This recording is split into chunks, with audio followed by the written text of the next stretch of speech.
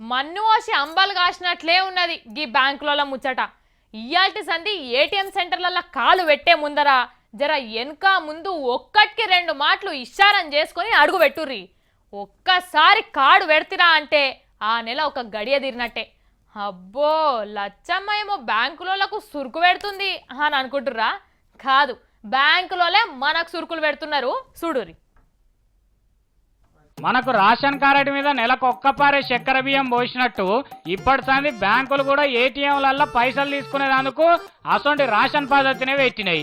సొంత బ్యాంక్ ఏటీఎంలలో నెలకు 5 మాటలు అంటే 5 మాటలనే ఫ్రీగా కార్డు వాడుకోవాలన్నట.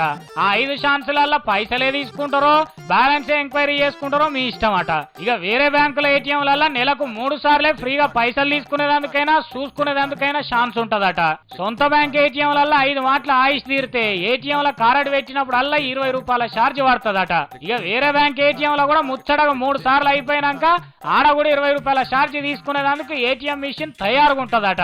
ఇప్పటికైతే ఇట్లా సర్వీస్ ఛార్జీ పైసలు వసూలు చేసుడు మన హైదరాబాదు, బొంబాయి, చెన్నై, కలకత్తా, బెంగళూరు, ఢిల్లీలలోనే ఉన్నదట. టౌన్లు, జిల్లాల పొంచి మాత్రం ఎప్పటివలే ఎన్ని మాటలైనా తీసుకోవచ్చట.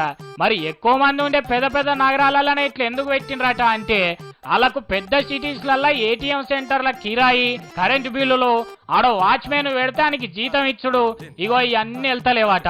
ఈడ ఏటీఎంలు నడిపిస్తే బ్యాంకులకు బాగా లాస్ వచ్చి కాలబెడుతుందట. ఇక లాభం లేదని బ్యాంకు సంఘ పోలు అందరు కలిసి ఆర్బీఐతో మాట్లాడి ఇట్లా సర్వీస్ ఛార్జీలు విండాలని ఉపాయం పన్నిండ్రు. కానీ మోడీ సారేమో అందరికి బ్యాంకు ఖాతాలు ఉండాలి, నగదు ముట్టకుండానే కారట్లతో అన్ని వసూలు చెల్లింపులు ఉండాలని జన్ధన్ పథకం పెట్టిండు. రేపటి రోజులల్లో టౌన్ల పాయింట్ ఉన్న ఏటీఎంలలో కూడా ఇట్లా సర్వీస్ ఛార్జీలు ముక్కులు విండి వసూలు చేయరని గ్యారంటీ ఉన్నదా అని అడుగుతున్నారు పబ్లిక్.